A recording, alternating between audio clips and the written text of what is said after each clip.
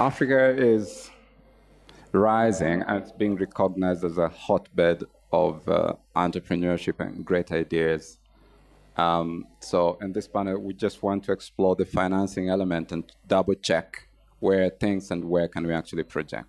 So my first question technically is, who's a typical African startup? I usually get I usually get confused. For instance, if you go on the street, you potentially meet a startup, but if you go to one of these hubs, you'll potentially meet, a different kind of startup. So who's a typical African startup? I'll shoot this question to Fifi first, because it claims to come from the capital of Africa. So, in my opinion, the typical African startup is the kind of startup that understands money from the beginning, understands and focuses on transactions, how to get revenue the moment they decide what they're going to work on. That's my opinion. That's what I think the typical African startup is. In most cases, we don't include them in the startup ecosystem because the term startup has become very fashionable these days. And tech hubs and other ecosystem builders are also to blame for this. Not that it's bad, but I think that the term startup has become too much of a buzzword, and we neglect the core components of business in startup. And so for me, the typical African startup understands money, understands transactions right from the get-go. They might not be good with the branding, the pitching, selling themselves, but in terms of money, transactions, yes, for me, that's a typical African startup. Andrew, I think you want to go. Yeah, thank you for that, Fifi. I just wanted to add something, especially when it comes to a typical African startup. And I've been an entrepreneur before, even before I decided to venture into the fund. And I believe a typical African startup is one who solves the problems that we face in Africa. Yeah, that is the line, especially when it comes to innovating products, especially when it comes to getting your service out there. So my definition of an African startup, and we talk about this each and every day, is what kind of problem are you solving at the moment? Yeah. Danielle, your track is impressive. I think I met you when you just sort of came around and, you're trying to find your way around Nairobi. But I don't think it's such a long time, but you made some really pretty good traction. Now, I know you mingle with startups quite a bit. What are some of the challenges, notable challenges, that you think an African startup has as far as raising capital is concerned? Wow, throwing me right in, huh? Well, first, I just want to touch on the previous question very briefly. I actually don't think that there is a typical African startup. I think in the hub spaces and accelerator programs, incubators, you do tend to see, as Fifi alluded to, this idea of tech startups, fintech startups, agri-tech, or agriculture in general. And those are the ones that are going into these bigger programs and potentially raising funding or foreign investment or even local investment. But people are starting businesses every single day. So there's a number of people, thousands of people, that are creating businesses that are in the creative industry, that are service-based, that are product-based, taking their passion and putting something out there. And those are the entrepreneurs that will never go into a hub because they're not the ones that anyone ever wants to invest in. Those are more, not that they're not lucrative businesses, but they aren't investable businesses. So I just wanted to touch on that for a second. And alongside that, then, with challenges for raising funding, I feel like the businesses that are going into these hubs are still trying to very much stick towards a Silicon Valley model of fundraising, which doesn't really apply here for a number of different reasons. I think that, you know, they try to teach these entrepreneurs to speak like they're foreign, that to behave like they're foreign, to answer questions like they're foreign, and so they're pushing these entrepreneurs down a path of trying to attract foreign investment. The challenge with foreign investment is that there's not as much of it as there is the potential for local investment. So I think that that's a big challenge, is that there's this mismatch between what the entrepreneurs are able to do and what their business model represents, and then what foreign funders are looking for versus what potentially local funders might be looking for. Yeah. Andrew, I think it would be critical for you to chime into this thought. Growth Africa is a business accelerator. So we take entrepreneurs through a 6-month phase. So it's more like an investment readiness. So apart from, of course, each and every entrepreneur, most of the entrepreneurs who come into the room, who come into the cohort, the first thing they'll say is that I have a problem, especially when it comes to communicating to investors. I have a problem, especially when it comes to structuring my investments. I'm looking for capital out there. Then what we've noticed as Growth Africa is as the entrepreneurs go through the program, there's so much, not just the funding aspect, there's so much, especially when it comes to the business. And the key things that have stood out in my years with Growth Africa is, one, the product itself. What's your product? Customer segmentation. I mean, it becomes a huge challenge. Entrepreneurs, especially the ventures, at first they realize that they can't even articulate the customer. Who's your customer? Can you break down your customer? Financial architecture is also one of the biggest challenges. Are you able to articulate your finance as well, especially when you're even talking to partners or investors? Value architecture, upstream, value architecture, downstream. Are you able to articulate that? Do you know how your input is coming? Do you know how you're reaching your market? So those are some of the challenges that entrepreneurs face from my own view. Yeah, thank you. Okay. I completely agree with you, but I think the challenges that you've just mentioned are actually not agnostic to African entrepreneurs. I think those are challenges that entrepreneurs around the world face because they're just so passionate about what they're doing that they don't know how to communicate that properly to anybody, and they haven't yet really worked out their business model. I don't think that the Kenyan government really makes it easy for investors to invest in businesses here. I think that there's also some challenges around that maybe we can speak about on this panel today too. Yeah. I'll add to that. I think one of the challenges is the fact that some of these startups like to work on cool ideas, not relevant or ideas that add value to their target market. Because sometimes, yes, it's a cool idea, but then, as you know, as he said, they don't sometimes even have the right target in mind. How they are going to make money of this. Cool ideas are great, but right from the beginning, well, it might not be from the beginning, but I think if you know who is going to use your solution, that's great. You might end up having a way of coming up with a business model later. So it's either who is going to buy or pay for this service or product, or who is going to use this product. And sometimes we do miss it. We get lost in the whole idea of pitches and the fact that, you know, other startups have raised a certain amount of capital, so we want to get there. And so we do miss that, you know, there's that gap. And I think it's a very important challenge. And also we don't speak the same language of the investors. It's very critical. Yeah. I'd like to explore two ideas as far as challenges are concerned. So one is, most governments or jurisdictions creating a favorable environment.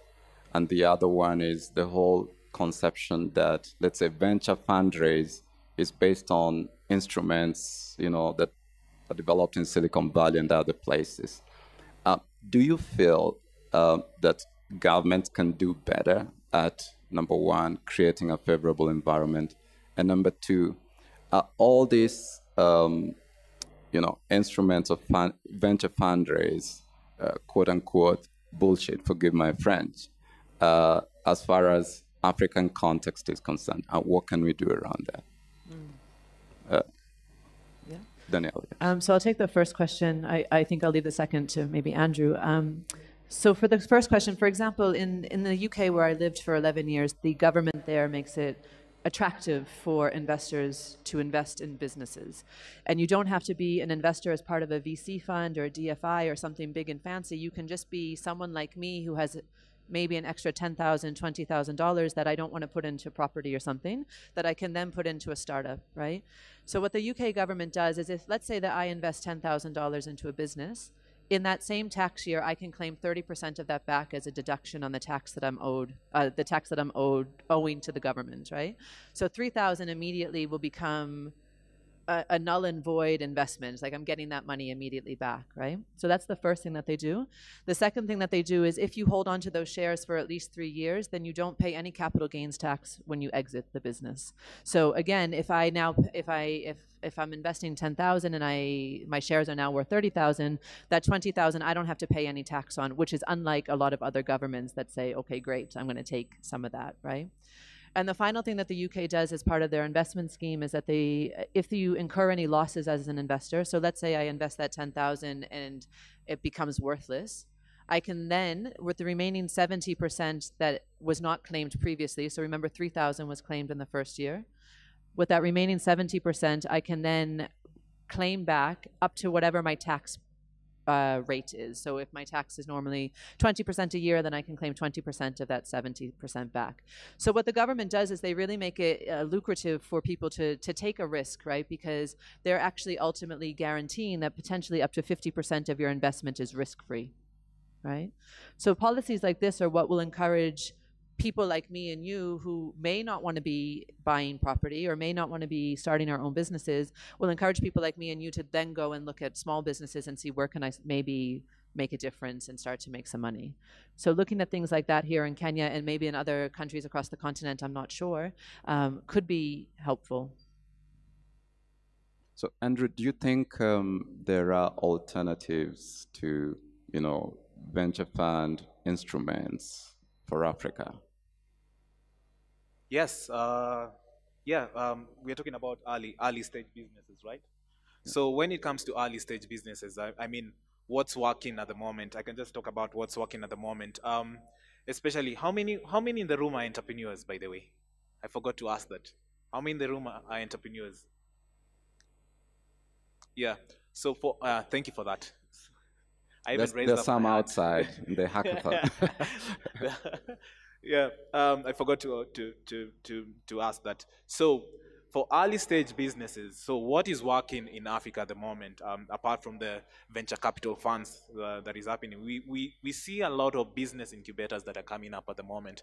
Business incubators that have a model whereby not only are they coaching you, but they're also bringing the fund capacity. Yeah, you find in the previous panel, I don't know if it's Simba who mentioned one of the things is to innovate beyond the regulation, and also to think, when you're thinking about your co-founder, is your co-founder coming? What kind of expertise does your co-founder coming with? We've seen business incubators, the likes of Antler, Faster Capital, trying to come into the market, and what they do, apart from just analyzing your business or coaching you, they bring the fund concept. Yeah, they link you to the right kind of investor. Yeah, we see the business angels. I mean, all of you here, in essence, can invest in a business. So how can we mobilize most of you who are in the room? I'm sure you know the entrepreneurs in the room. How can you mobilize you to even invest in your friend's business?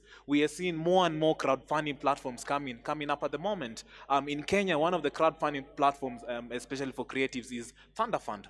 Thunder Fund is working well for creatives, whereby it's a reward-based platform. We are moving away from philanthropy money. Now we are seeing each and every individual wanting to make a return out of the traditional kind of asset class. So those are some of the kind of investors that I'm seeing and what is working at the moment here in Africa. Yeah. Okay. I also think that um, sometimes we, as startups, we don't necessarily need money from the beginning. I think one of the most important questions is, um, what are you going to use the money for? What do you need the money for?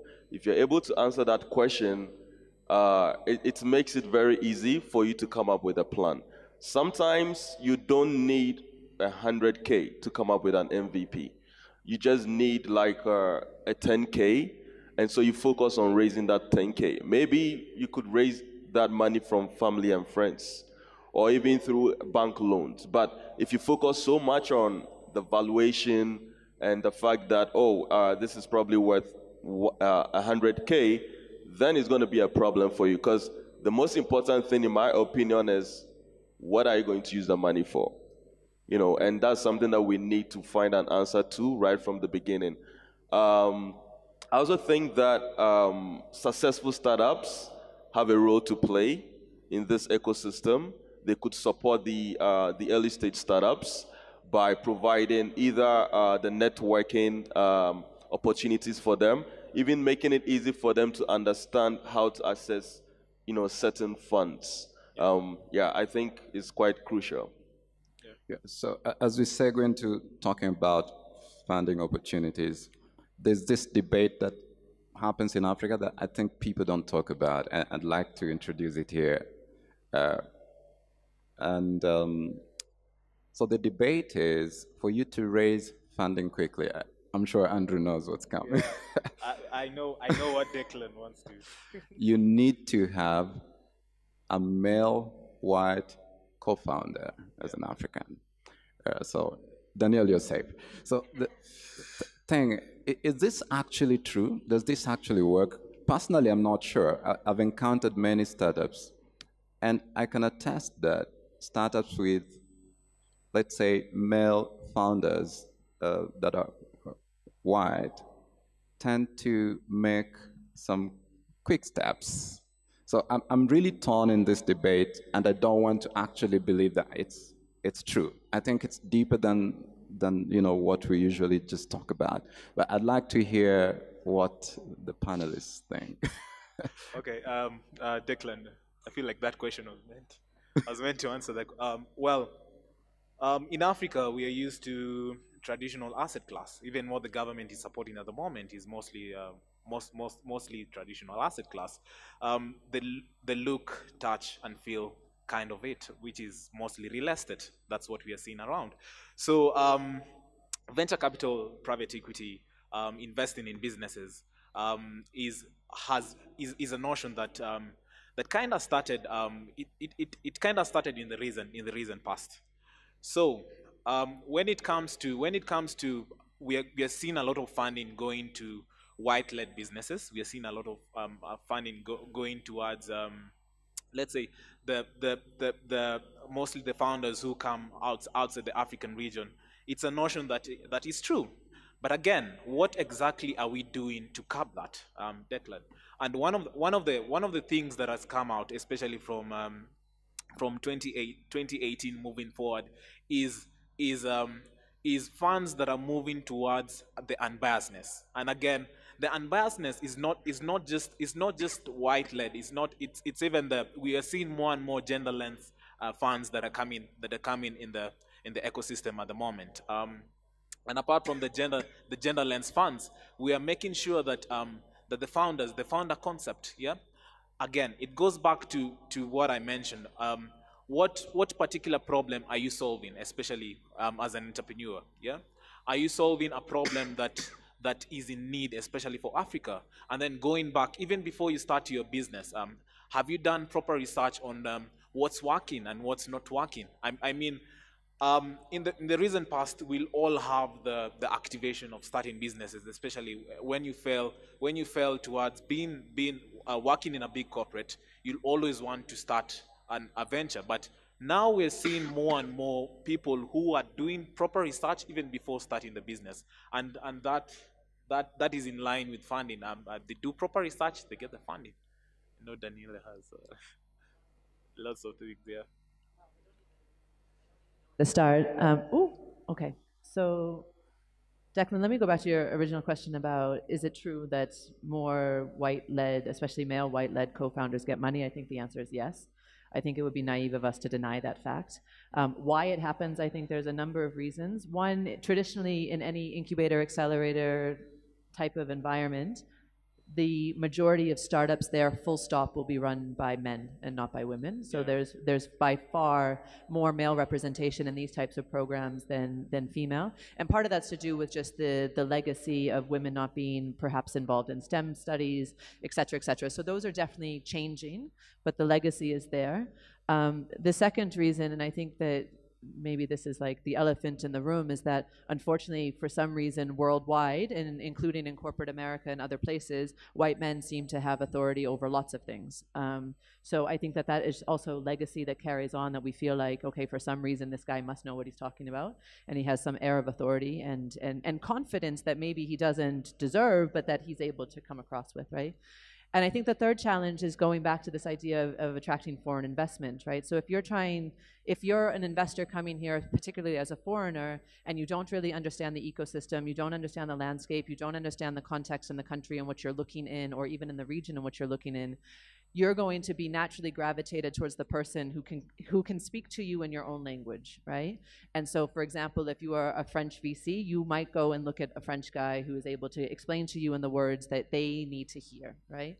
So we're going back to that original challenge of, we are trying to mold African entrepreneurs into American entrepreneurs and attract American investment that way, or foreign investment in that way, and it's not the right answer, right? So if we want to move a shift away from this, one, we have to start understanding, how do we get more local investors to be interested in investing locally in African businesses, because then that language difference is not so strong, that cultural difference is not so strong, and those investors will more readily understand the context in which you're operating in. So that's one thing. And then two, how do we equip these entrepreneurs with the confidence and the skills and the needs that the things that they need in order to then have conversations with those investors, and keep the white guy out of the room. Fifi, from a West African perspective, is this the same case? I haven't seen much of that happening in West Africa, especially in Nigeria. Most of the startups that do get funding are usually Nigerians. And I think that maybe we need to change the narrative a little bit, in the sense that if you do go to a VC, perhaps we don't have enough African VCs. That could be the very first thing. If we do have African VCs, then they will understand our language better, and it will be easy to communicate with them, and then get them to give us the funding that we need. And I think over the years, it's changing a little bit in Nigeria. You have a lot of local investors understanding and appreciating what's going on, and so they are gradually beginning to invest locally. From the space that I operate in, I haven't seen that happening a lot, but I think it's a trend in East Africa, and yeah, basically I don't have much experience, but I think if we do get local investors interested in what we are working on, they will invest. Hello? Oh, okay. Yeah, I think what we're getting from Danielle and Fifi, and I agree with them. I mean, it's more on, and it's something that I'm championing at the moment. Mobilize more local investments, yeah, and again going back and ensuring that the people who are in the space are creating better vehicles, so that you as a local investor will come in and get really good structures, and also working with the government to because the government work is mostly on creating an enabling environment, ensuring there's an enabling environment for more and more local investments. Yeah. I think another opportunity is also in the regulatory environment. A lot of venture capital policies are not very well developed in many jurisdictions. And I think this is something that can be of great interest to lawyers, to look at what is the venture capital policy, for instance, in Kenya, as far as, let's say, Capital Markets Authority is concerned, and does it give power to investors or attract investors? so that they can in tandem support startups. I think this is another indirect challenge. I don't know if you have any quick remarks. Just one thing based on what you've just said, I think that also for the lawyers in the room to help with this policy of getting not just VCs the ability to invest, but lower level investors. Because for me to go to a VC, I would still have to have a lot of money to be part of a VC fund, right? And most of us don't have that kind of money to stick into a VC and become part of the fund. Like I was saying earlier, maybe you have 10,000 that you're willing to invest, but a VC is requiring that you give maybe 100,000 up front, and it's, it's a lot harder. So, what other policies and things can be put in place for that lower level investor to start to have, a play in that market? Maybe they don't have a lot that they can give initially, but they're willing to risk a little bit, Any quick remarks from Andrew and Fifi? It's on what Fifi was talking about. Incubators coaching the business. Then the businesses go to the accelerators. Now we are seeing more and more accelerators also providing. It's not just about the coaching aspect. It's about also facilitating investments. And I think as Growth Africa, we've been pushed towards your entrepreneurs well. You've worked with the entrepreneurs for more than 3 years now. You know your entrepreneurs well. So we've always asked ourselves the question. Now, are we now that we know our entrepreneurs, we're in the best place to now fund our entrepreneurs, and it's something that the conversation has gone on, whereby now Growth Africa is moving towards now that we know our entrepreneurs, we are now able to give money to entrepreneurs. Yeah. So yeah, just to allude on Fifi, it's something that came on my mind. I'll say that for a startup, in order for you to attract investment, you must be obviously ready to accept the investment. You must have skin in the game as much as possible. If you can, have some of your own money and investment in it, and also work on prototyping or even having a concept or even a working solution, not just the idea, because I don't think investors are looking for ideas. They have enough money to hire people to build ideas for them, but if you've worked on something, is good enough. Yeah. All right, thank you very much, Danielle, Andrew, and Fifi for joining this panel.